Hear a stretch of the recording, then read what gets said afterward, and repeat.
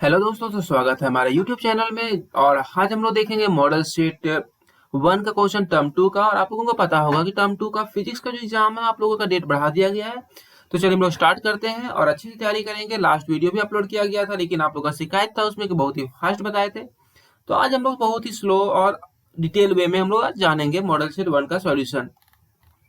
तो इसमें आपको बता दें, जो फर्स्ट नंबर क्वेश्चन है आपका बहुत ही आसान क्वेश्चन है। बोलता है state Newton's universal law of gravitation. तो इसमें बोलता है आपका कि इट स्टेट्स दैट, यह बताता है, every particle in the universe, universe में जितने भी पार्टिकल्स हैं, अट्रैक्ट्स एवरी अदर पार्टिकल्स, वो दूसरे पार्टिकल्स को अट्रैक्ट करता है विथ अ फोर्स, एक फोर्स से, विच इज, जो डायरेक्टली प्रोपोर्शनल होता है, product of their masses, and inversely proportional होता है square of the distance between them, square of the distance between them. तो इसमें बोलता है फर्स्ट जो आपका ग्रेविटेशन का नियम बोलता है कि जो दो बॉडी के बीच यूनिवर्स में कहीं भी फोर्स काम करेगा, वो जो फोर्स रहेगा वो डिपेंड करता है, निर्भर करता है दोनों के मास के प्रोडक्ट पे। कैसा रिलेशन होता है? डायरेक्टली। डायरेक्टली का मतलब होता है कि यदि दोनों के मास का प्रोडक्ट को हम बढ़ाएंगे तो फोर्स का वैल्यू भी क्या होगा? बढ़ जाएगा। और इन्वर्सली का मतलब होता है कि यदि हम दो बॉडी के बीच का डिस्टेंस को, दूरी को बढ़ाएंगे, तो उसके बीच का जो फोर्स होगा वो क्या हो जाएगा? घट जाएगा। तो यहाँ पर जो पहला पहला जो क्वेश्चन पूछा गया था, state Newton's universal of gravitation. देखिए, जो सेकेंड नंबर क्वेश्चन है बहुत ही इंपॉर्टेंट क्वेश्चन है। Write on difference between small G and capital G. तो पहले आपको जानना पड़ेगा कि स्मॉल जी क्या होता है और कैपिटल जी क्या होता है। स्मॉल जी का जो फुल फॉर्म होता है, या फिर बोल सकते हैं वहां पर जो हम लोग रिप्रेजेंट किए हैं, उसका मतलब होता है acceleration due to gravity. Gravity क्या होता है? फोर्स होता है जो, जिस फोर्स से अर्थ किसी भी चीज को अपनी तरफ अट्रैक्ट करेगा। कैपिटल जी यहाँ पर है आपका ग्रेविटेशनल कांस्टेंट। तो आपसे डिफरेंस पूछा गया, तो पहला जो डिफरेंस लिखा हुआ है यहाँ पर ध्यान दीजिए, बोलता है it is a universal constant. जो कैपिटल जी का वैल्यू होता है वो यूनिवर्सल कांस्टेंट है। इसका वैल्यू हर जगह क्या होता है? फिक्स्ड होता है। कांस्टेंट मतलब इसका वैल्यू चेंज नहीं होता है। स्मॉल जी बोलता है its values varies from place to place. लेकिन स्मॉल जी का जो वैल्यू है वो हर जगह पे जाने के बाद, जैसे आप अर्थ पे हैं तो स्मॉल जी का वैल्यू कुछ और होगा, मून पे स्मॉल जी का वैल्यू कुछ और होगा। हर place to place small G का वैल्यू क्या करता है? वैरी करता है। वैरी करता है मतलब चेंज करता है। और एक याद रखिएगा, कैपिटल जी का जो वैल्यू होता है 6.67 इंटू 10⁻⁻11 न्यूटन मीटर स्क्वायर पर केजी स्क्वायर, ये वैल्यू फिक्स्ड होता है। लेकिन जो स्मॉल जी का वैल्यू जो दिया हुआ है, ये अर्थ पर का दिया हुआ है 9.8 मीटर पर सेकेंड स्क्वायर। चलिए, थर्ड नंबर क्वेश्चन बोलता है right the types of stress. Stress कितना तरह का होता है? तो स्ट्रेस जो होता है 3 तरह का होगा। फर्स्ट है आपका लॉन्गिट्यूडिनल स्ट्रेस, सेकेंड है आपका बल्क स्ट्रेस, या इसी का एक और नाम है वॉल्यूम स्ट्रेस, और जो थर्ड नंबर है शेयरिंग स्ट्रेस, या इसी का एक और नाम है टेंजेंशियल स्ट्रेस। क्वेश्चन नंबर 4 बोलता है why rain drops are spherical in shape. जो रेन ड्रॉप्स होते हैं वो स्फेरिकल शेप में क्यों होते हैं? रेन ड्रॉप्स करने का मतलब बारिश का जो बूंद होता है वो आप देखेंगे गोलाकार होता है, स्फेरिकल शेप में होता है वो। तो वैसा क्यों होता है? तो यहाँ पर 1 नंबर का क्वेश्चन है, तो डायरेक्ट लिखेंगे हम लोग rain drops are spherical in shape. जो रेन ड्रॉप्स होते हैं वो स्फेरिकल इन शेप होते हैं ड्यू टू सरफेस टेंशन, पृष्ठीय तनाव के कारण। पृष्ठीय तनाव के कारण जो रेन ड्रॉप्स होते हैं वो स्फेरिकल शेप में होते हैं। फिर नेक्स्ट क्वेश्चन पूछा गया, 5th नंबर क्वेश्चन देखिए बच्चों, बोला what is the difference between isothermal and adiabatic process. बोलता है आइसोथर्मल और एडियाबेटिक प्रोसेस में क्या डिफरेंस है। तो यहाँ पर जो क्वेश्चंस आपसे पूछा जा सकता है, इसमें आप याद रखिएगा, इसमें जो क्वेश्चंस पूछा जाएगा तो इसमें आपका 4 क्वेश्चन पूछा जा सकता है। कि इसमें होते हैं आपका आइसोथर्मल होता है, एडियाबैटिक होता है, आइसोकोरिक होता है, और इसमें आपका एक होता है आइसोथर्मल, एडियाबैटिक, आइसोकोरिक और आइसोबारिक। तो वहां पर आप याद रखिएगा बच्चों कि आइसोथर्मल में टेम्परेचर कांस्टेंट होता है, आइसोकोरिक में वॉल्यूम कांस्टेंट होता है, आइसोबारिक में प्रेशर कांस्टेंट होता है, और एडियाबैटिक में कोई हीट एक्सचेंज नहीं होता है सिस्टम और सराउंडिंग के बीच। तो यहाँ पर आपसे पूछा गया कि आइसोथर्मल और एडियाबैटिक में क्या डिफरेंस है। तो लिखा हुआ बच्चों कि in isothermal process the temperature remains constant, while in adiabatic process there is no exchange of heat between the system and surroundings। फिर बोलता है ना कि 6 नंबर क्वेश्चन क्या बोलता है बच्चों कि give an example of periodic motion which is not oscillatory. बोलता है एक ऐसा एग्जांपल दीजिए जो पीरियोडिक हो बट ऑसिलेटरी नहीं हो। तो ध्यान रखिएगा बच्चों, पीरियोडिक मोशन बोलते हैं कि जिसमें कोई भी ऑब्जेक्ट जो होता है वो अपना गति को, अपना मोशन को बार बार एक समान समय अंतराल पर अपने आप को रिपीट करता है, दोहराता है, उसे हम बोलते हैं पीरियोडिक मोशन। ऑसिलेटरी मोशन में क्या याद रखिएगा बच्चों कि वहां पर जो पार्टिकल वहां भी मोशन को दोहराता है, लेकिन वहां पर जो भी ऑब्जेक्ट होंगे वो वहां पर पार्टिकल जो भी होंगे मूव करेंगे वो टू एंड फ्रो मोशन में होते हैं, आगे पीछे मोशन होता है। जैसे यहाँ पर आपसे पूछा गया पीरियोडिक मोशन का एग्जांपल दीजिए जो कि ऑसिलेटरी नहीं है, तो वहां पर आपका जो आंसर है motion of planet around the sun. जैसे अर्थ जो है वो सन के चारों तरफ क्या कर रहा है, रिवॉल्व कर रहा है, घूम रहा है। तो वहां पर हर एक चक्कर लगाने में 365 दिन और 6 घंटे अर्थ को समय लगता है। और जो अर्थ है वो एक ही वे में घूम रहा है, ऐसा नहीं कि एक बार आगे घूमता है एक बार पीछे घूमता है, अपना मोशन को दोहरा मतलब मोशन को रिपीट करता है, लेकिन वो आगे पीछे मूव नहीं करता, वो एक वे में मूव करता है। चलिए नेक्स्ट 7 नंबर क्वेश्चन क्या बोलता है बच्चों यहाँ पर कि डिफाइन ट्रांसवर्स वेव मोशन। यहाँ पर याद रखिएगा बच्चों कि 2 तरह का वेव होता है, एक होता है ट्रांसवर्स वेव, एक होता है लॉन्गिट्यूडिनल वेव। देखिए जितने भी वेव्स होते हैं उसमें पार्टिकल्स क्या करते हैं, वाइब्रेट करते हैं। तो पार्टिकल के वाइब्रेशन के अनुसार, पार्टिकल के ऑसिलेशन के अनुसार वेव को दो भाग में बांटा गया है, लॉन्गिट्यूडिनल वेव और ट्रांसवर्स वेव। तो ट्रांसवर्स वेव में क्या होता है, जिधर वेव जाएगा आपका उसका परपेंडिकुलर वाइब्रेट करता है पार्टिकल। लॉन्गिट्यूडिनल वेव में क्या होगा, जिधर वेव जाएगा उधर ही पार्टिकल वाइब्रेट करेगा। तो यहाँ ट्रांसवर्स वेव पूछा गया, तो इसका आंसर देखिए बच्चों क्या लिखा हुआ, दोज वेव्स इन विच मतलब जिसमें पार्टिकल्स ऑफ द मीडियम, जो माध्यम के पार्टिकल्स होंगे ऑसिलेट्स करेंगे। किस तरह ऑसिलेट करेंगे बच्चों, perpendicular to the direction of wave propagation. चलिए अब हम लोग बात करेंगे सेक्शन बी। यहाँ पर हम लोग देख रहे हैं कि सेक्शन बी में क्या होगा।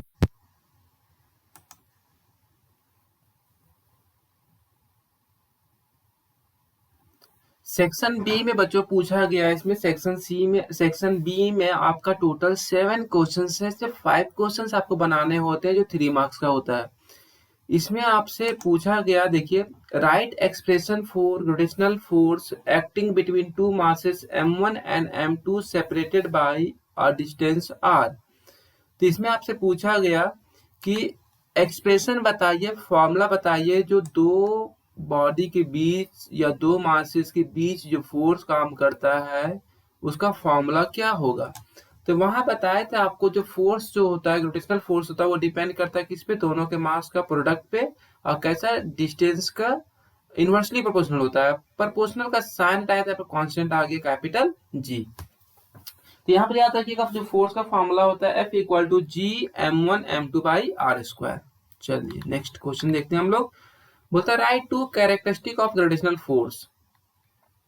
ग्रेविटेशनल फोर्स का क्या कैरेक्टरिस्टिक होगा, कैरेक्टरिस्टिक मतलब क्या उसके गुण होंगे। तो बोलता है फर्स्ट नंबर बोलता है it is always attractive in nature. बच्चा आप लोगों को पता होगा कि अर्थ हर चीज को क्या करता है, हमेशा अट्रैक्ट करता है। वो ऐसा नहीं कि दिन में हर चीज को अपनी तरफ खींच के रखता है, रात को सबको छोड़ देता है, आसमान में चला जाता है। ऐसा कोई बात नहीं है। ये जो फोर्स होता है हमेशा कैसा होता है, अट्रैक्टिव होता है। वो हर चीज को अपनी तरफ क्या करता है, आकर्षित करता है। फिर बोलता है it is the weakest force in nature, ये सबसे कमजोर फोर्स होता है। It is a long range force, ये बहुत दूर तक काम करता है, इसीलिए इसका नाम क्या हो गया, it is a long range force. देखिए नेक्स्ट क्वेश्चन क्या पूछा गया आपसे कि draw stress versus strain curve. ये ड्रॉ करना है स्ट्रेस और स्ट्रेन कर्व, आपको ड्रॉ करना है। देखिए इसमें वाई एक्सिस में आपका क्या है, वाई एक्सिस में आपका स्ट्रेस है और एक्स एक्सिस में क्या है आपका स्ट्रेन है। तो यहाँ कुछ नहीं करना, आपको सिर्फ ग्राफ प्लॉट करना है। ग्राफ का मतलब थोड़ा समझ लीजिए बच्चों, ग्राफ क्या बताना चाह रहे हैं यहाँ पर। देखिए यहाँ पर ग्राफ ये बताना चाह रहे हैं यहाँ पर कि स्ट्रेस और स्ट्रेन में कैसा रिलेशन होता है, डायरेक्टली रिलेशन होता है। डायरेक्टली का मतलब होता है कि एक को बढ़ाएंगे तो दूसरा भी क्या होगा बच्चों, बढ़ेगा। तो यहाँ पर क्या होता है कि जब हम स्ट्रेस को बढ़ाते हैं तो यहाँ पर स्ट्रेन में मेरा क्या होता है, बढ़ता है। एक ऐसा समय आता है यहाँ पर डायरेक्टली जब तक प्रोपोर्शनल रहेगा, लीनियर रहेगा। ये ई जो हो गया आपका यील्ड पॉइंट हो गया, इसी को बोलते हैं इलास्टिक लिमिट। कहने का मतलब यहाँ तक आने तक बॉडी अपना पोजीशन पे वापस आता है। यदि इसके बाद भी आप स्ट्रेस अप्लाई करते रहते हैं तो बॉडी एक परमानेंट सेट अचीव कर लेगा। उसके बाद भी आप स्ट्रेस लगाना नहीं छोड़ेंगे तो ये बॉडी क्या हो जाएगा, धीरे धीरे धीरे धीरे बढ़ते जाएगा और फिर फाइनली वो क्या हो जाएगा, टूट जाएगा, जिसे बोलते हैं फ्रैक्चर पॉइंट। तो यहाँ पर क्वेश्चन में बोला गया आपसे, देखिए बी नंबर में, कि यील्ड पॉइंट को हम लोग बोलते हैं इलास्टिक पॉइंट, अब ब्रेकिंग पॉइंट को हम लोग बोलते हैं फ्रैक्चर पॉइंट। तो ये हो गया आपका ब्रेकिंग पॉइंट और ये वाला हो गया आपका यील्ड पॉइंट, याद रखिएगा वहां पर। चलिए नेक्स्ट में देखते हैं, drive an expression for excess pressure inside a liquid drop. देखिए क्वेश्चन उतना इंपॉर्टेंट नहीं है, यदि आप करना चाहें तो कर सकते हैं, बता दे रहे हैं आपको। देखिए इसके लिए क्या बोला, एक स्फेरिकल लिक्विड ड्रॉप लिए, इसका रेडियस कितना बच्चों, आर है। सिग्मा यहाँ पर क्या मान लिए, सरफेस टेंशन है मेरा, सिग्मा क्या है, सरफेस टेंशन। देखिए तो यहाँ पर एक्सेस प्रेशर के कारण जब अंदर से लिक्विड प्रेशर एक्ट किया तो उसके कारण पहले इसका रेडियस कितना था बच्चों, आर था। अब इसका रेडियस थोड़ा सा बढ़ गया, ये वाला जो पोर्शन है, ये वाला पोर्शन जो आपका डी आर है। तो अब ये टोटल डिस्टेंस हो गया आर प्लस डी आर। बोलते हैं let the radius of drop increases from, कितना बढ़ा बच्चों, आर, पहले आर था, पहले कितना था आर, अब मेरा बढ़ के कितना चला गया, अब मेरा ये बढ़ के चला गया R plus D R. Under the excess pressure T, जो अंदर में प्रेशर था उसके कारण मेरा लिक्विड जो ड्रॉप था पहले छोटा सा थोड़ा सा बड़ा हो गया। तो स्टार्टिंग में इसका सरफेस एरिया क्या होता था बच्चों, आप लोगों को पता होगा कि जो गोले का डिस्टेंस क्षेत्रफल होता है वो होता है 4 पाई आर स्क्वायर। ये बोल सकते हैं initial surface area 4 pi R square. अब बाद में फाइनल सरफेस एरिया जब निकाल रहे थे, रेडियस मेरा कितना हो गया, आर प्लस डी आर हो गया रेडियस, क्योंकि बढ़ गया था। अब देखिए यहाँ पर, अब बोला गया यहाँ पर, ये आपको पता होगा बच्चों, ये हो गया ए प्लस बी का होल स्क्वायर हो गया। तो यहाँ पर लिखे ए स्क्वायर प्लस 2, ए कितना माने थे बच्चों, ए तो हम लोग आर को माने थे और बी किसको माने, डी आर को, तो 2ab हो गया प्लस बी का होल स्क्वायर। अब देखिए यहाँ पर क्या लिखा हुआ है, ये 4 पाई आर स्क्वायर के साथ इंटू में, ये 4 पाई आर स्क्वायर के साथ इंटू में, तो 4 पाई आर स्क्वायर हो गया बच्चों, और ये 4 पाई इसके साथ इंटू किए तो हो गया 8 पाई आर डी आर। बोलिएगा सर ये वाला टर्म कहाँ गया, तो ये वाला टर्म ना निकल चला गया। कहने का मतलब यहाँ क्यों चला गया, तो बोलता है D R square is neglected. Neglected करने का मतलब ये टर्म पहले से बहुत छोटा था, तो इसीलिए इसको हम जोड़े चाहे नहीं जोड़े, इसको हटा देंगे, कोई फर्क नहीं पड़ेगा। इसका एग्जाम्पल देते थे बच्चे आप लोगों क्लासरूम में भी, कि यदि आप एक BMW कार खरीदने गए तो उसका प्राइस है 1 करोड़ रुपए, और आपको क्या किया गया, आप रोड पे जाते थे 100 रुपया पर कहीं खो गया, तो क्या वो आपको शोरूम वाला आपको BMW कार नहीं देगा, आपके पास 1 करोड़ रुपया है, 100 रुपए कम है, तो वो हंस के देगा और बोलेगा तो मिठाई आप मेरी तरफ से खा लीजिए। क्यों, क्योंकि उस 1 करोड़ के सामने वो 100 रुपया का वैल्यू बहुत ही कम है। अब उस पैसे को जोड़िए चाहे नहीं जोड़िए, कोई फर्क नहीं पड़ता है। इसीलिए हम क्या किए, डी आर स्क्वायर के टर्म को क्या किए, हटा दिए। तो मेरा जो वैल्यू आ गया यहाँ पर आ गया 4 pi R square 8 pi R D R, ये इक्वल का टर्म यहाँ पर नहीं होगा। चलिए देखिए अब यह बात करेंगे मेरा कितना एरिया इंक्रीज किया, तो ये तो मेरा फाइनल एरिया हो गया, ये मेरा पहले वाला एरिया हो गया, तो ये दोनों टर्म मेरा क्या हो गया, कट गया। तो इंक्रीज मेरा कितना किया बच्चों, 8 पाई आर डी आर। अब यहाँ हम निकाल लेंगे कि वर्क डन कितना करना पड़ा। दुनिया का कोई भी चीज अपने आप नहीं बढ़ता करता है, वहां पे वर्क करना पड़ता है। तो जहाँ वर्क होगा बच्चों वहां पे फॉर्मूला याद रखिएगा, इन कितना आपका सरफेस एरिया इंक्रीज किया इनटू क्या होता है बच्चों, सरफेस टेंशन। तो मेरा इंक्रीज कितना किया area, 8 pi R D are increase किया, सरफेस टेंशन मेरा कितना था, सिग्मा। एक और तरीका वर्क डन निकालने का, फोर्स इंटू डिस्टेंस, जो आप क्लास 9 से पढ़ते आ रहे हैं, बल गुने विस्थापन जी।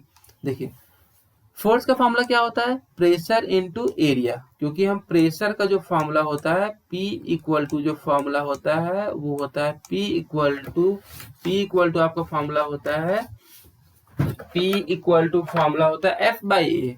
P इक्वल टू बच्चों फॉर्मूला क्या होता है आपका F, थोड़ा सा माउस से लिखने में दिक्कत होता है इसलिए आप मैनेज कीजिए। प्रेशर का फॉर्मूला होता है force by area, force by area. अब यहाँ से फोर्स निकालेंगे तो क्या हो जाएगा, प्रेशर इंटू एरिया, ठीक है बच्चों, इंटू डिस्टेंस। अब देखिए प्रेशर कितना था अंदर P था, एरिया कितना पहले कितना था 4 पाई आर स्क्वायर, और कितना चेंज हुआ था वो, थोड़ा सा डिस्टेंस चेंज हुआ था ना डी आर। तो यहाँ देखिए अब मेरा बोलता है यहाँ पर जो वर्क निकाले ये वाला वर्क आया, दोनों का वैल्यू क्या हो गया, इक्वल कर दिए यहाँ से। अब देखिए यहाँ से जो टर्म कटा डी आर का टर्म कट गया बच्चों, आर का टर्म एक आर कट गया बच्चों, यहाँ से एक आर बच जाएगा, याद रखिएगा। यहाँ से 8 पाई, यहाँ से 4 पाई, तो कितना में कटेगा, 2 बार में कट जाएगा बच्चों। तो यहाँ से P का जो वैल्यू आ गया 2 सिग्मा, ये वाला आर बचा था, यहाँ पर एक आर कटा था ना, तो एक नीचे आ गया। तो जो प्रेशर का फॉर्मूला आ गया बच्चों 2 सिग्मा बाई आर। चलिए नेक्स्ट क्वेश्चन देखते हैं हम लोग, व्हाट इज सिंपल पेंडुलम। यहाँ पे देखें व्हाट इज सिंपल पेंडुलम। चलिए नेक्स्ट क्वेश्चन है, what is a simple pendulum. तो बोलता है it consist of a point mass, point mass बोलेंगे बच्चों जो बहुत ही छोटा हो, सस्पेंडेड मतलब होता है बच्चों लटकाना, बाय अ लाइट, लाइट होता है हल्का, इनएक्सटेंसिबल मतलब जो खिंचाएगा नहीं, स्ट्रिंग मतलब धागा, फ्रॉम अ रिजिड सपोर्ट मतलब जो अपना जगह चेंज नहीं करेगा, ठीक है। तो यहाँ पे बोलता है सिंपल पेंडुलम कुछ नहीं था बच्चों, एक धागा लेना है, उसमें कुछ भी एक हल्का सा मास को, तो मतलब बहुत लाइट मास को या कोई छोटा सा बॉडी को क्या करेंगे, एक रिजिड सपोर्ट से हम लोग क्या करेंगे, लटका देंगे, तो इसी को हम लोग क्या बोलते हैं, सिंपल पेंडुलम। चलिए नेक्स्ट क्वेश्चन बोलता है right an expression for time period of simple pendulum. Question जो पूछा जाएगा यदि आप उसका आंसरिंग करते तो आपको अच्छा नंबर मिलेगा। ऐसे भी आप लोगों को पता है कि आपको जो टाइम दिया गया बहुत ही कम समय दिया गया है, तो आपसे जो क्वेश्चन पूछा जाएगा आप आंसर उतना ही का करेंगे। तो टाइम पीरियड का फॉर्मूला क्या होता है बच्चों, 2 pi under root L by G. सबका मतलब पता होगा, जहाँ पे टी आपका टाइम पीरियड है, एल आपका लेंथ ऑफ पेंडुलम है, जी आपका क्या है, एक्सेलरेशन ड्यू टू ग्रेविटी। बोलता सी नंबर जो क्वेश्चन पूछता है बच्चों, what is the effective length of a second pendulum. Second pendulum में का इफेक्टिव लेंथ कितना होगा। तो सेकंड पेंडुलम का टाइम पीरियड 2 सेकंड होता है, जी का वैल्यू पता है, यहाँ से एल एम निकाल लीजिएगा, निकालने का जरूरत नहीं, आप याद कर लीजिएगा कि सेकंड पेंडुलम का इफेक्टिव लेंथ कितना होता है, 1 मीटर। नेक्स्ट क्वेश्चन देखिए, चलिए बहुत ही इंपॉर्टेंट क्वेश्चन है ये, वीबीआई क्वेश्चन है। Obtain an expression for work done during isothermal process. चलिए बच्चों देखिए यहाँ पर क्या बोलता है, देखिए वहाँ क्वेश्चन पहले पढ़ लीजिएगा, आएगा तो आइसोथर्मल अलग होता है, एडियाबेटिक अलग होता है, जो पूछा जाएगा वो उसी का आंसर कीजिएगा। चलिए देखिए कंसीडर अ गैस, कोई भी गैस मान लिए, जो एक्सपेंड करना मतलब क्या होता है बच्चों, फैलना। आइसोथर्मली मतलब यहाँ पर टेम्परेचर क्या रहेगा आपका, कांस्टेंट रहेगा, लेकिन हाँ वॉल्यूम चेंज हो सकता है। पहले वॉल्यूम कितना था V1, अब मेरा वॉल्यूम कितना हो गया V2, लेकिन इस दौरान मेरा टेम्परेचर में कोई चेंजिंग नहीं हुआ। चलिए वर्क डन का फॉर्मूला याद रखिएगा बच्चों, वर्क डन का जो फॉर्मूला होता है, एक तो फॉर्मूला आप लोग पता होगा कि वर्क का जो फॉर्मूला होता है, एक तो होता है आपका फोर्स इंटू डिस्प्लेसमेंट। क्या होता है बच्चों, फोर्स इंटू आपका होता है डिस्प्लेसमेंट। लेकिन एक और फॉर्मूला होता है वर्क का, एक और फॉर्मूला होता है बच्चों, वर्क का जो फॉर्मूला होता है, एक होता है प्रेशर इनटू वॉल्यूम। देखिए तो यहाँ पर प्रेशर और वॉल्यूम बहुत स्मॉल चेंज हुआ, तो यहाँ पर वर्क डन भी स्मॉल कर दिया हम लोग। अब इसको कुछ नहीं करना, आपको सिर्फ एक फॉर्मूला याद रखना, ये वाला यदि फॉर्मूला आपको याद रह गया तो सोचिए आपका सारा काम हो गया, 3 नंबर आपके हाथ में जी, कहीं नहीं जाएगा। देखिए अब टोटल वर्क डन निकालने के लिए इंटीग्रेट कर दिए, यहाँ पर देखिए इंटीग्रेशन कैसे करते देखिए बच्चों, यहाँ पर पहले मेरा वॉल्यूम कितना था V1, बाद में कितना हो गया V2। जब पहले मेरा वॉल्यूम V1 था तो वर्क डन 0 करना पड़ा, अब जब वॉल्यूम बढ़ा के कितना कर दिया V2 कर दिया तो वर्क कितना करना पड़ा W। अब यहाँ पर देखिए एक आइडियल गैस इक्वेशन आप क्लास केमिस्ट्री में पढ़े होंगे, PV इक्वल टू nRT या म्यू RT, जहाँ पर P मेरा क्या होता है, प्रेशर होता है, V वॉल्यूम होता है, एंड नंबर ऑफ मोल्स होता है, R गैस कांस्टेंट है, और T टेम्परेचर है। उतना दिमाग नहीं लगाना आपको, यहाँ से P का वैल्यू निकाल देना है, तो कितना आ गया बच्चों, nRT बाई V। अब यहाँ पर देखिए जो इक्वेशन 2 दिख रहा है आप लोग को, इक्वेशन 2 में देखिए जो P जहाँ लिखा हुआ है, P के जगह पे हम क्या लिख दिए बच्चों, P के जगह पे लिख दिए nRT बाई V। फिर से देख लीजिए एक बार, P के जगह पे क्या लिख दिया हम, nRT बाई V। चलिए जो जो कांस्टेंट टर्म था, n कांस्टेंट था, r कांस्टेंट था, t कांस्टेंट था, सबको बाहर भगा दिए बच्चों। इधर इसको सॉल्व कीजिएगा, w आ जाएगा। यहाँ पर v dv बाई v बचा, v1 से v2। इंटीग्रेशन करने का नियम होता है बच्चों कि जब भी हम लोग इंटीग्रेट करते हैं तो कांस्टेंट टर्म को क्या करते हैं, बाहर निकाल देते हैं। अब यहाँ पर याद रखिएगा कि इसका जो इंटीग्रेशन होगा dv बाई v का इंटीग्रेशन होता है, रट्टा मार लीजिए अभी फिलहाल के लिए, log v होता है। अब यहाँ देखिए बच्चों v का दो वैल्यू है, एक ऊपर है एक नीचे है, तो पहले वैल्यू ऊपर ला पुट कर दिए v2, अब फिर v के जगह पे क्या लिख दिए, नीचे वाला वैल्यू। जब भी इंटीग्रेशन सॉल्व कीजिएगा नीचे वाला जब भी लिखते हैं तो कौन सा साइन के साथ, माइनस साइन के साथ। और ये वाला बोलिएगा सर ये वाला ये कैसे आ गया, अरे नहीं दिमाग काम करता है तो छोड़ दीजिएगा। या फिर यहाँ पे एक फॉर्मूला होता है log a minus log b का, log a minus log b का फॉर्मूला होता है log a बाई b। तो ये आपका टर्म आ गया वर्क डन का फॉर्मूला आ गया, वर्क डन इन आइसोथर्मल प्रोसेस का। ये 3 मार्क्स के लिए इंपॉर्टेंट है आपका। चलिए बच्चों आप 13 नंबर क्वेश्चन देखेंगे, यहाँ पर डिफाइन करने के लिए बोला गया स्पेसिफिक हीट कैपेसिटी क्या होता है। चलिए यहाँ पर देखेंगे हम लोग स्पेसिफिक हीट कैपेसिटी क्या होता है। देखिए बच्चों बोलता है कि the amount of heat, amount मतलब क्या होता है बच्चों, मात्रा, हीट मतलब उष्मा, रिक्वायर्ड मतलब होता है चाहिए, टू रेज मतलब होता है बढ़ाने के लिए। क्या चीज बढ़ाना है बच्चों, टेम्परेचर। किसका बढ़ाना है बच्चों, यूनिट मास का, इकाई द्रव्यमान का, किसी भी सबस्टांस का कितना डिग्री बढ़ाना है, 1 डिग्री सेल्सियस। इसे हम क्या बोलते हैं, स्पेसिफिक हीट कैपेसिटी। जैसे आपको बच्चों एक गिलास पानी दे दिया कोई, उसमें मास मान लीजिए 1 kg है, ठीक है पानी का, उसका स्टार्टिंग में जो तापमान है 20 डिग्री सेल्सियस है। कोई आपसे बोल देगा 20 से 21 कीजिए, तो 20 से 21 अपने आप हो जाएगा। 20 से 21 करने के लिए आपको क्या करना पड़ेगा, वहां पर हीट देना पड़ेगा।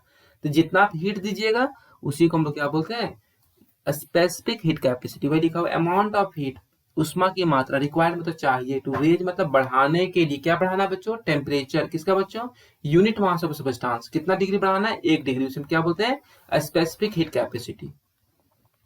लेटेंट हीट कैपेसिटी सेम चीज है, उसमें क्या होता है, टेम्परेचर बढ़ाते हैं ना। जब देखिए पानी है 20 से 21 की जगह पानी पानी में रह जाएगा, वहां स्टेट चेंज नहीं होगा। स्टेट मतलब वहां पर उसका अवस्था में कोई परिवर्तन नहीं होगा। 3 अवस्था होता है जनरली मैटर का, सॉलिड, लिक्विड और गैस। तो यहाँ बोलते हैं यहाँ पर स्टेट ही चेंज कर देना है। तो बोलते हैं अमाउंट ऑफ हीट रिक्वायर्ड, कितना हीट चाहिए टू चेंज, यहाँ देखिए बच्चों स्टेट, उसका अवस्था को चेंज करना है, unit mass of substance at constant temperature. यहाँ पर टेम्परेचर चेंज नहीं करना है, उसे हम क्या बोलते हैं, लेटेंट हीट कैपेसिटी। जैसे मान लीजिए 1 kg वाटर दे दिया, बोला सबको सबको अपना वेपर में बदल दो, तो वहां पर जो हीट देना पड़ेगा उसे हम क्या बोलेंगे, लेटेंट हीट ऑफ वेपराइजेशन। देखिए फिर बोलता है, इसमें बोलता है राइट प्रिंसिपल ऑफ कैलोरीमेट्री क्या बोलता है। देखिए बोलता है it state that heat gained by the cold body must be equal to heat lost by hot body. देखिए यहाँ पर क्या करना है, मान लेते हैं एक गिलास रखते हैं, एक गिलास में पानी भरा हुआ है, और इसका जो इनिशियल तापमान है वो मान लेते हैं आपका कितना डिग्री है, 20 डिग्री सेल्सियस है। इसका स्टार्टिंग में जो तापमान है कितना है, 20 डिग्री सेल्सियस, ठीक है बच्चों। और यहाँ बगल में क्या है, एक आयरन बॉल है, जिसका जो आयरन बॉल का जो टेम्परेचर है बच्चों वो है आपका 100 डिग्री सेल्सियस। कितना बच्चों, 100 डिग्री सेल्सियस, 100 डिग्री सेल्सियस। अब इस बॉल को हम क्या किए, पानी में डाल दिए। तो बोले अब बता पानी का टेम्परेचर क्या 20 रहेगा बच्चों, नहीं, पानी का टेम्परेचर क्या हो जाएगा, बढ़ जाएगा, लेकिन बॉल का टेम्परेचर क्या हो जाएगा, घट जाएगा। तो पानी क्या करेगा, यहाँ पर पानी जो है कोल्ड बॉडी है, और जो बॉल है आपका हॉट बॉडी है। तो पानी क्या किया, हीट लिया, और बॉल क्या किया, हीट लूज किया। तो पानी जितना हीट लिया ना, उतना ही मेरा जो बॉल था वो हीट मतलब कि लॉस किया होगा। तो हमेशा कोल्ड बॉडी हीट गेन करेगा, और हॉट बॉडी हीट क्या करेगा, लॉस करेगा। दोनों का वैल्यू क्या होगा, बराबर होगा। जितना हीट गेन करेगा उतना हीट लॉस करेगा। नेक्स्ट क्वेश्चन देखिए बच्चों, बोलता है transverse harmonic wave on a string is described bye, एक इक्वेशन है y इक्वल टू, याद रखिएगा एक फॉर्मूला होता है, आप वहां पर याद रख सकते हैं y इक्वल टू होता है फॉर्मूला बच्चों, y equal to a, y equal to formula होता है a साइन, थोड़ा राइटिंग खराब है बच्चों मैनेज कीजिए, sine sine omega T, omega T plus plus K X plus plus five plus five. देखिए ये आपका जनरल इक्वेशन है, y equal to A sine omega T plus K X plus five. यह यहाँ पर आप माइनस भी ले सकते हैं, उसको दिक्कत नहीं। चलिए आप ध्यान दीजिए, यहाँ पर जो शुरू वाला टर्म जो लिखा हुआ है ये आपका क्या है, एम्पलीट्यूड बोलते हैं इसको। ओमेगा मेरा क्या है, एंगुलर फ्रीक्वेंसी, के मेरा क्या प्रोपगेशन कांस्टेंट, टी मेरा टाइम है, एक्स मेरा डिस्प्लेसमेंट, एक्स मेरा आप पोजीशन बताता है वेव किधर जा रहा है, एक्स की तरफ जाएगा तो एक्स लिखेंगे, वाई की तरफ जाएगा तो वाई लिखेंगे, जेड की तरफ जाएगा तो जेड लिखेंगे। ये मेरा होता है इनिशियल फेज। चलिए बच्चों यहाँ पे देखिए, तो एम्पलीट्यूड शुरू वाला लिख दीजिएगा 3 है। फिर बोलता है फ्रीक्वेंसी क्या है, तो यहाँ पर ये जो 36 है, देखिए यहाँ पर ये ओमेगा के जगह पे जो 36 लिखा हुआ नजर आ रहा है आपको, ये ओमेगा दिया हुआ था, ओमेगा का फॉर्मूला होता है 2 पाई एफ, यहाँ पर एफ फ्रीक्वेंसी होता है, यहाँ से एफ निकाल दिए, 2 पाई का वैल्यू जो भी आप पता होगा 3.14 होता है, तो सॉल्व कीजिए कितना है 5.72 हर्ट्ज। अब इसमें एक और क्वेश्चन क्या पूछा, इनिशियल फेज क्या होगा बच्चों, तो देखिए यहाँ पर जो ये वाला किनारे वाला जो होता है ना, ये वाला ये होता है इनिशियल फेज, तो यहाँ पर कितना दिया हुआ इनिशियल फेज π/4। चलिए सेक्शन बी भी हम लोग कंप्लीट हो गया। अब हम लोग बात करेंगे सेक्शन सी का, इसमें भी आपको 3 क्वेश्चन बनाना है 5 क्वेश्चन में। अभी जैसा कि बताए थे रिलेशनशिप पूछा गया, जितना पूछा जाए ना आप उतना ही आंसरिंग करोगे, उतना टाइम नहीं आपके पास कि हाँ वहां पर पूरा का पूरा बना कर आ पाओगे, समय भी आप लोग के साथ बहुत नाइंसाफी हुआ, बहुत कम समय मिल रहा है आप लोग को। तो फ्रीक्वेंसी और टाइम पीरियड में रिलेशन याद रखिएगा, एफ इक्वल टू फॉर्मूला होता है 1/t, जहां पर F frequency T time period है। वेवलेंथ और प्रोपगेशन कांस्टेंट में क्या रिलेशन होता है, k equal to 2 pi by lambda, जहां पर मेरा बच्चों k क्या है, k आपका प्रोपगेशन कांस्टेंट है, लेमडा क्या है वेवलेंथ है। और बोलता है वेवलेंथ फ्रीक्वेंसी और वेव वेलोसिटी में क्या रिलेशन है बच्चों, तो यहाँ पर देखिए फॉर्मूला होता है v equal to nu lambda, जहां पर v मेरा क्या है वेव वेलोसिटी, न्यू क्या है फ्रीक्वेंसी और लेमडा क्या है वेवलेंथ। फिर पूछा है एंगुलर फ्रीक्वेंसी फ्रीक्वेंसी में क्या रिलेशन है, omega equal to 2 pi nu होता है, जहां पर ओमेगा आपका एंगुलर फ्रीक्वेंसी हो गया और न्यू मेरा क्या हो गया फ्रीक्वेंसी हो गया। फिर पूछता है एंगुलर फ्रीक्वेंसी प्रोपगेशन कांस्टेंट और वेव वेलोसिटी में क्या रिलेशन है बच्चों, तो v इक्वल टू तो ओमेगा बाई के, हम बोले बहुत ही इंपॉर्टेंट है आपका v i, इसे न्यूमेरिकल्स बन सकता है और इससे क्वेश्चन कंफर्म रहेगा ही रहेगा। तो एक बार फिर से देख लीजिए, फ्रीक्वेंसी टाइम पीरियड में रिलेशन, ये हो गया प्रोपगेशन कांस्टेंट वेवलेंथ में रिलेशन, ये वेव वेलोसिटी फ्रीक्वेंसी वेवलेंथ में रिलेशन, ये एंगुलर फ्रीक्वेंसी फ्रीक्वेंसी में रिलेशन, और ये हो गया आपका वेव वेलोसिटी प्रोपगेशन कांस्टेंट और एंगुलर फ्रीक्वेंसी में रिलेशन। चलिए देखिए ये क्वेश्चन जो 16 नंबर बहुत इंपॉर्टेंट क्वेश्चन है, state and proves Bernoulli's principal.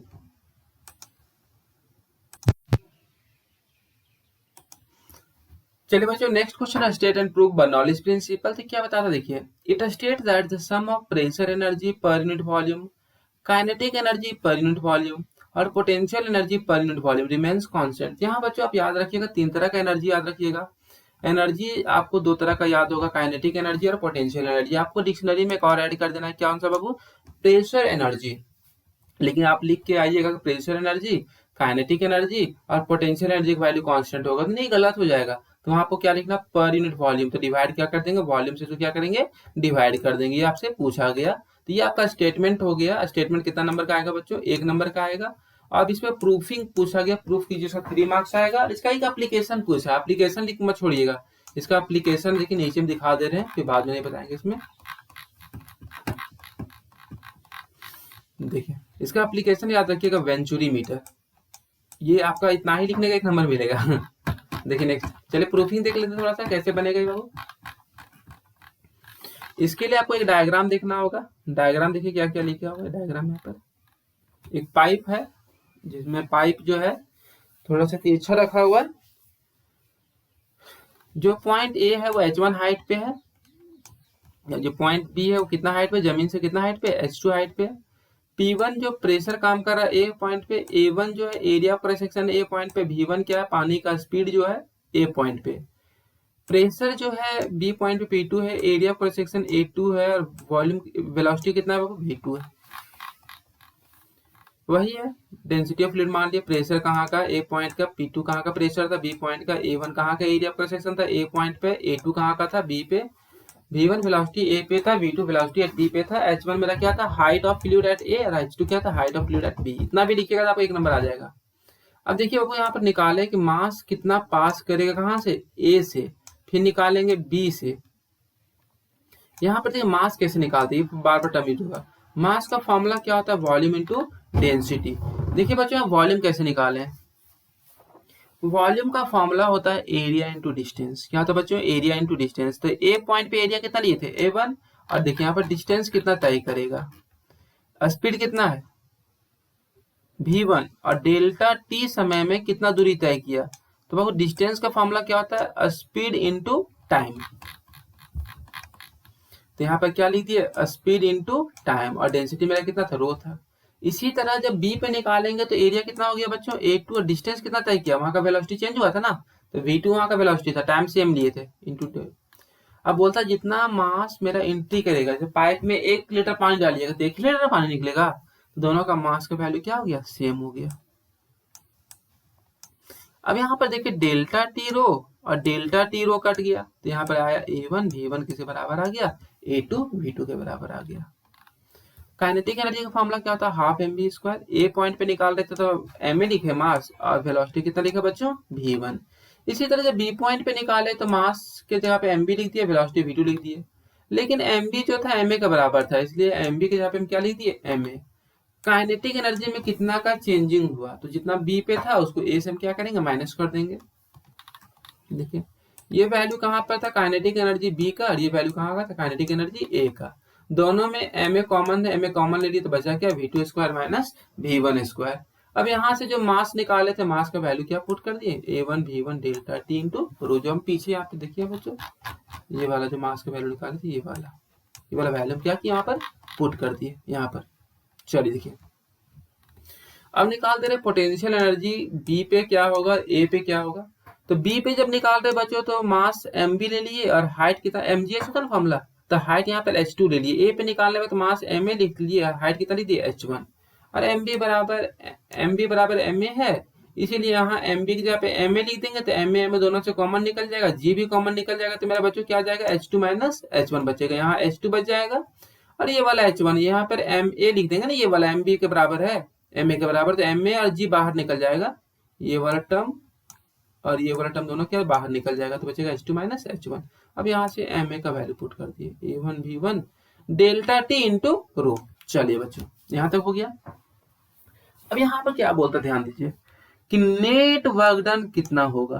क्या बच्चों नेट वर्क डन कितना होगा, तो वर्क डन जो होगा ए पे और वर्क डन जो होगा एक होगा work done on the fluid at A, work done by the system at B. यहाँ पर क्या होना चाहिए आपका, यहाँ पर ए की जगह पे क्या हो जाएगा बच्चों ध्यान रखिएगा बी हो जाएगा, यहाँ पर ध्यान रखिएगा, यहाँ पर थोड़ा करेक्शन कर लीजिए बी। चलेंगे तो ए पे जब हम वर्क डन निकाले तो वर्क डन का फॉर्मूला क्या होता है बच्चों, वर्क डन का फॉर्मूला पहले बता चुके थे force into displacement, force into displacement. देखिए फोर्स का फॉर्मूला क्या होता है प्रेशर इनटू एरिया। प्रेशर हम कितना लिए थे P1 लिए थे, एरिया कितना था A1 और डिस्टेंस कितना तय किया V1 डेल्टा टी। बी पे प्रेशर कितना था P2, एरिया कितना था A2, डिस्टेंस कितना V2 डेल्टा टी। अब यहाँ देखिए A1 V1 जो A2 V2 के बराबर है, तो यहाँ पर A2 V2 जब हम क्या लिख देंगे A1 V1। अब यहाँ से कॉमन निकल जाएगा A1 V1 delta T common निकल गया, यहाँ बचा मेरा क्या P1, ये वाला P1 लिख दिए और यहाँ क्या बच गया P2। अब देखिए यहाँ से अब बोलता है according to work energy theorem, work energy theorem के अनुसार क्या होता है, तो फॉर्मूला याद रखिएगा बच्चों। वर्क डन का फॉर्मूला होता है change in kinetic energy plus change in potential energy किसके बराबर होगा वर्क डन के बराबर हो जाएगा। तो जो वर्क निकाले A1 V1 delta T P1 minus P2, ये वर्क डन निकल गया और चेंज इन काइनेटिक एनर्जी भी निकाल चुके थे हम लोग, ये वाला वैल्यू देखिए यहाँ से चेंज इन काइनेटिक एनर्जी, ये वाला निकल गया चेंज इन पोटेंशियल एनर्जी। हम यहाँ पर दोनों का वैल्यू क्या किया बच्चों पुट कर दिए दोनों का वैल्यू। अब देखिए यहाँ पर a1 b1 delta T, a1 b1 delta T, अरे a1 b1 delta T cut गया, तो यहाँ क्या बचा बच्चों, p1 माइनस p2 बचा, यहाँ बच गया 1/2 रो v2 square minus v1 square बच गया, यहाँ बच गया रो g h2 माइनस h1। अब यहाँ पर ध्यान दीजिए बच्चों आप कि ये वाला हाफ रो इसके साथ इंटू इसके साथ इंटू दोनों के साथ इंटू है, इसके साथ भी है इसके साथ भी है, रो जी एच इसके साथ h2 के साथ भी इंटू h1 के साथ भी इंटू है। अब यहाँ पर कुछ मत नहीं की करना है आपको, वन वाले टर्म को एक साइड ले जाइए तो ये दोनों टर्म माइनस में, इधर गया तो क्या हो गया प्लस में, और ये वाला टर्म P2 मेरा माइनस में इधर आया तो प्लस में ये टर्म आ गया। ये इन जनरल वे में बोल सकता है p plus half rho v square plus rho G H का वैल्यू क्या होता है, मेरा कांस्टेंट होता है। ये आपको प्रूफ करना था। चलिए हम नेक्स्ट क्वेश्चन देखेंगे यहाँ पर बच्चों भी। नेक्स्ट क्वेश्चन है डिफाइन ग्रेविटेशनल पोटेंशियल। तो बोलता है it is defined as the amount of work done in bringing मतलब बच्चों क्या होता है, लाना, यूनिट मास को लाना है, कहाँ से लाना है बच्चों, इन्फिनिटी से, तो दूसरा ग्रह से नहीं लेकर आना है। इन्फिनिटी बोलता है जहां पर ग्रेविटेशनल फील्ड काम नहीं करेगा, लेकिन लाना कहाँ पर है, ग्रेविटेशनल फील्ड में, उसी को हम लोग क्या बोलते हैं बच्चों, ग्रेविटेशनल पोटेंशियल। देखिए तो आपसे पूछा गया, फिर से एक बार देख लीजिए इसको, इट इज डिफाइंड है जिसको परिभाषित कर सकते हैं, अमाउंट ऑफ वर्क डन, कितना हमको वर्क करना पड़ेगा एक यूनिट मास को लाने से, कहां से लाना है बच्चों, इन्फिनिटी से लाना है, कहां पर लेकर आना है, ग्रेविटेशनल फील्ड में। आपसे क्या पूछा गया क्वेश्चन, एक्सप्रेशन बताइए इसका। देखिए तो हम मान लिए कि इसमें नंबर जो आएगा आप देख लीजिए, डिफाइन करने का 2 नंबर है, डेरिवेशन करने का 3 नंबर, डेरिवेशन बहुत लंबा है तो डेफिनेशन याद कर लीजिएगा, 2 नंबर आ जाएगा कम से कम। देखिए बोलता है अर्थ को हम क्या मान लिए बच्चों, यूनिफॉर्म स्फीयर, जिसका मास क्या है बच्चों, कैपिटल एम, रेडियस आर है, एक यूनिट मास है जो कहाँ रखा हुआ है, ए पे रखा हुआ है, कितना कहाँ से, is placed at point A from O से, कितना डिस्टेंस पे, स्मॉल आर डिस्टेंस पे, कितना डिस्टेंस पे यहाँ पर, स्मॉल आर डिस्टेंस पे, पी पॉइंट पे रखा हुआ है, यूनिट मास रखा हुआ है यहाँ पर। देखिए तो यहाँ पर देखिए बच्चों, यहाँ पर हम डेरिवेशन कैसे करेंगे समझिए पहले बात को आप। यहाँ डेरिवेशन करने के लिए हमको वर्क डन निकालना पड़ेगा, वर्क निकालने के लिए पहले फोर्स निकालना होगा, फोर्स निकालने के लिए ग्रेविटेशनल फोर्स का फॉर्मूला हम लोग यूज कर लेंगे। यहाँ पर देखिए ग्रेविटेशनल फोर्स का फॉर्मूला क्या होता है, F equal to G m1 m2 by R square. तो यहाँ पर देखिए एक का मास तो कैपिटल एम है, ये आपका जो मास ऑफ अर्थ है, लेकिन यहाँ का मास कितना लिए थे हम, 1 kg लिए थे ना यूनिट मास, यहाँ का मास कितना लिए थे 1, तो यहाँ पर फॉर्मूला हो गया जी m1 के जगह पे कैपिटल एम लिख दिए, m2 के जगह पे मेरा कितना हो गया इंटू 1 हो गया। अब बीच का डिस्टेंस यहाँ पर क्या मान है, ये जो पॉइंट ए पे रखा हुआ है कितना डिस्टेंस पे रखा हुआ था, x डिस्टेंस पे रखा हुआ था यहाँ पर, तो बीच का डिस्टेंस कितना हो गया एक्स स्क्वायर, ये फोर्स निकल गया मेरा। बोलता था वर्क डन इन मूविंग, जो हमको वर्क डन करना पड़ेगा मूव कराने में बॉडी को, कहाँ से कितना डिस्टेंस, थ्रू डिस्टेंस dx।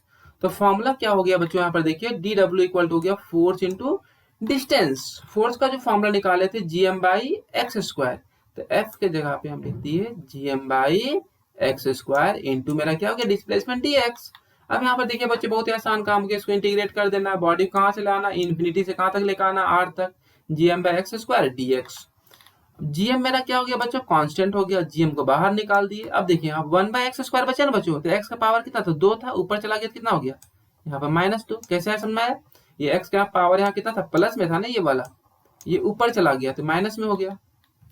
चलिए बच्चों देखिए अब यहाँ पर x का पावर जो -2 है, इसका जो हम जब इसको इंटीग्रेट करेंगे तो इसका इंटीग्रेशन कितना आएगा, -1/x, -1/x का इंटीग्रेशन आ गया, यहाँ पर याद कर लीजिएगा, ऊपर का वैल्यू r है, नीचे का वैल्यू है। अब इस जगह पे x के जगह पे 2 वैल्यू है, एक बार r और एक बार इन्फिनिटी, तो पहले हम पुट कर दिए r, ये माइनस साइन को भी बाहर निकाल दिए, और x के जगह पे क्या लिख दिए इन्फिनिटी, ये टर्म तो मेरा हो गया 0, 1/इन्फिनिटी का वैल्यू, तो मेरा वैल्यू कितना बचा, w equal to -gm by r बच गया।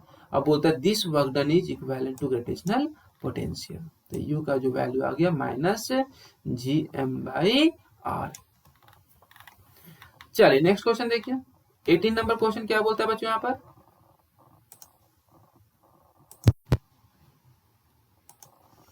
नेक्स्ट क्वेश्चन बोला drive an expression for displacement, और इसमें इसी में क्वेश्चन आपका वेलोसिटी पूछा गया। देखिए बच्चों तो यहाँ हम क्या मान लिए, कोई एक पार्टिकल है जो एक एंगुलर स्पीड ओमेगा से किसी भी सर्कल में घूम रहा है, जिसका रेडियस, जिसका त्रिज्या कितना दिया हुआ है a। यहाँ पर देखिए बच्चों ये a जो आपका हो गया रेडियस हो गया, और पार्टिकल जो है आपका एक सर्कुलर पाथ में घूम रहा है, और इसका एंगुलर वेलोसिटी दिया हुआ कितना दिया हुआ बच्चों, ओमेगा। इसका एंगुलर वेलोसिटी कितना दिया हुआ, ओमेगा।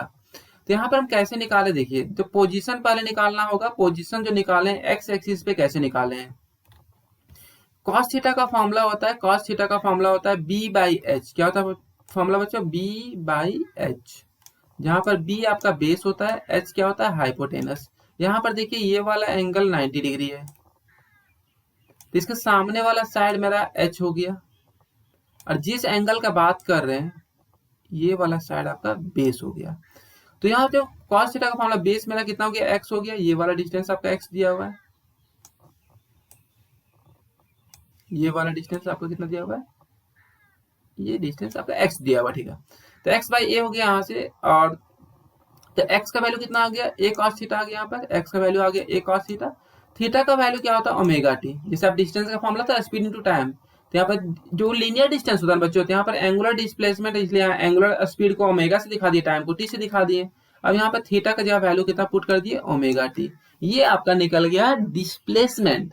अब आपसे पूछा गया वेलोसिटी बताइए, डिस्प्लेसमेंट निकालने का आपको 2 नंबर मिलेगा, अब वेलोसिटी निकालने कितना नंबर मिलता है, 3 नंबर। तो वेलोसिटी का फॉर्मूला क्या होता है बच्चों, change in displacement by change in time. चलिए अब यहाँ पर देखिए डी अपॉन डी टी को रहने दिए, एक्स के जगह पे वैल्यू पुट कर दिए, कितना पुट कर दिए बच्चों, A cos omega T. A constant था, बाहर निकाल दिए, बचा मेरा क्या, cos omega T. Cos omega T का डिफ्रेंशिएशन होता है minus omega sine omega T.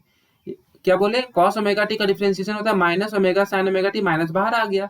ए ओमेगा कांस्टेंट था, साइन थीटा का फॉर्मूला होता है under root 1 minus cos square theta. Theta के जहाँ पे ओमेगा टी था, कॉस ओमेगा टी का वैल्यू यहाँ पर देखिए बच्चों क्या आया था, कॉस ओमेगा टी का वैल्यू आया था एक्स बाई ए। तो कॉस ओमेगा टी के जहाँ पे वैल्यू पुट कर देंगे बच्चों एक्स बाई ए, तो यहाँ पर देखिए कॉस स्क्वायर ओमेगा टी था ना, तो एक्स बाई ए का होल स्क्वायर हो जाएगा x square by A square. A square यहाँ पर कुछ नहीं, नीचे मतलब 1 है, एलसीएम ले लिए, इसको सॉल्व कर दिए, तो A square minus X square by A square आ गया। ए स्क्वायर का स्क्वायर रूट ए बाहर निकल जाएगा, तो ए का टर्म कट जाएगा, तो वेलोसिटी का जो वैल्यू आ गया आपका minus omega A square minus X square. Main position पे एक्स का वैल्यू 0 हो गया, तो यहाँ पे मैक्सिमम वेलोसिटी हो गया। एक्सट्रीम पे एक्स का वैल्यू ए हो गया, तो वेलोसिटी कितना होता है, 0। नेक्स्ट क्वेश्चन देखिए, define molar specific heat capacity पूछा गया आपसे। तो यहाँ बोलता था अमाउंट ऑफ हीट रिक्वायर्ड, कितना हमको हीट चाहिए टू रेज, टेम्परेचर को बढ़ाने के लिए कितना, 1 मोल ऑफ अ सबस्टांस, कितना डिग्री, 1 डिग्री सेल्सियस। इसे हम क्या बोलते हैं, मोलर स्पेसिफिक हीट कैपेसिटी। कोई भी 1 मोल गैस दिया हुआ है, उसका टेम्परेचर जो भी रहेगा उसका 1 डिग्री सेल्सियस बढ़ाने के लिए जितना हमको हीट देना पड़ेगा, उसे क्या बोलते हैं, मोलर स्पेसिफिक हीट कैपेसिटी। फिर बोलता है फर्स्ट लॉ ऑफ थर्मोडायनेमिक्स, बहुत इंपॉर्टेंट क्वेश्चन है, वीबीआई, ये इंपॉर्टेंट क्वेश्चन आपका। बोलता है इसमें क्या बोलता है कि जब भी कोई सिस्टम को हम हीट देते हैं तो वहां कुछ वर्क होता है, और साथ ही साथ क्या होता है, उसका टेम्परेचर बढ़ेगा, मतलब उसका कुछ इंटरनल एनर्जी बढ़ेगा।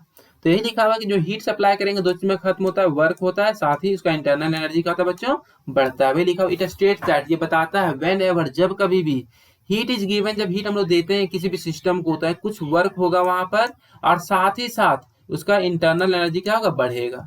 रिलेशन पूछा गया CP minus CV equal to R कैसे आता है, देखिए बच्चों इसको। इसके लिए हम क्या मान लिए, कंसीडर मतलब मान लिए हम 1 mole of an ideal gas, कोई भी एक आइडियल गैस, इसका अमाउंट कितना लिए बच्चों, 1 मोल लिए हैं। हीट किए उसको, उसका टेम्परेचर हीट करने के बाद बढ़ के कितना चला गया, डेल्टा टी चला गया। फर्स्ट लॉ ऑफ थर्मोडायनेमिक्स क्या होता है, जो हम हीट सप्लाई करेंगे वो वर्क करेगा, वर्क का फॉर्मूला होता है प्रेशर इनटू वॉल्यूम, और कुछ इंटरनल एनर्जी उसका चेंज होगा। 2 केसेस में हम हीट को वर्क कर रहे हैं, एक कांस्टेंट वॉल्यूम में, और एक बार हम लोग हीट कर रहे हैं कांस्टेंट प्रेशर में। जब कांस्टेंट वॉल्यूम रहेगा तो ये वाला टर्म मेरा 0 हो जाएगा, क्योंकि वॉल्यूम चेंज नहीं ना होगा। तो यहाँ जो CV का वैल्यू आ जाएगा delta Q by delta T at V, तो डेल्टा क्यू का जो वैल्यू हो जाएगा, ये टर्म तो 0 हो गया, तो बचा मेरा सिर्फ कौन सा टर्म, डेल्टा यू, तो ये आ गया delta U by delta T. फिर से एक बार देख लीजिए क्या बताया, डेल्टा क्यू का फॉर्मूला होता है P delta we plus delta U. अब बोले कांस्टेंट वॉल्यूम रहेगा तो ये वाला टर्म 0 हो जाएगा, तो ये टोटल टर्म मेरा 0 हो गया। तो डेल्टा क्यू के जहाँ पे सिर्फ वैल्यू कितना बचा, डेल्टा यू।